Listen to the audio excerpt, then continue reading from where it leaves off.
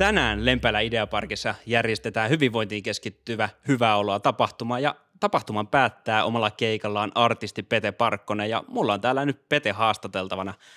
Tervetuloa Pete Lempäälän Ideaparkkiin. Koska viimeksi on tullut täällä käytyä? No tuossa matkalla just mietittiin hetkien kanssa, että taisi olla 2017 viimeksi, kun oltiin täällä keikalla, että tietysti vaan sukulaisia asuu tässä huudeilla, että voi olla, että on poikennut jälkeenkin hakemassa vähän herkkuja tästä matkalta. No niin. Mutta ihan hetken ei ole tullut pyörähdettyä ja tosiaan, mutta kuinka usein tulee niinku keikkailtua tämmöisissä kauppakeskuksissa, eli onko tämmöisiä vastaavia keikkoja ennen tullut järjestettyä?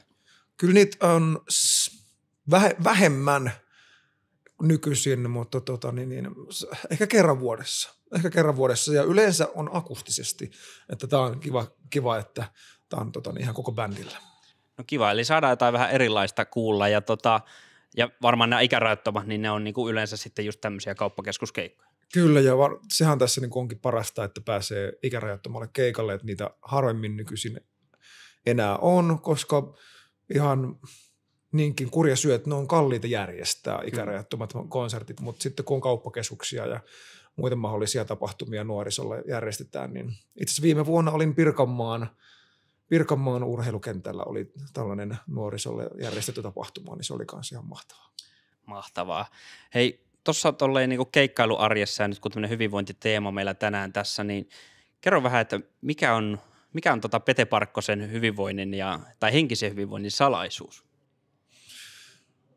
No moni asia tietysti on tärkeä henkisessä hyvinvoinnissa, mutta lähinnä semmoinen, mihinkä olen ehkä eniten keskittynyt viimeisen parin vuoden aikana, on ihan niin kuin hengittäminen. Ja se on vaikuttanut tosi monen asiasta fyysisesti ja urheiluun.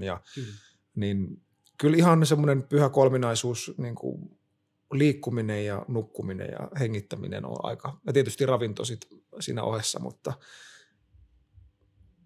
ja oman ajan pitäminen. Tänä päivänä on todella kiireistä kaikilla ja ehkä surullisinta, että aina on kiire töihin, niin se oman ajan kalenteriin laittaminen tänä päivänä kannattaa muistaa. Kyllä. Eli ihan perusasioiden äärellä sinäkin olet ja varmasti hyviä vinkkejä myös katsojille nämä, eli muistaa nukkua ja syödä ja ottaa omaa aikaa ja tuo hengittäminen on aika hyvä maininta.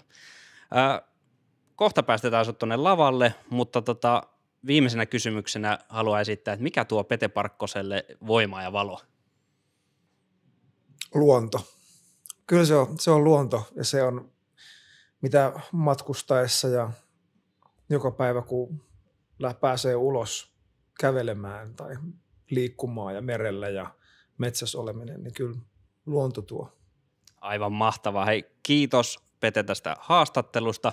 Onnea tuohon tulevalle keikalle ja tietysti onnea tuohon lähestyvään keikkakesään. Niin näillä mennään eteenpäin. Kiitos. Kiitos paljon, oikein ihanaa päivää. Kiitos.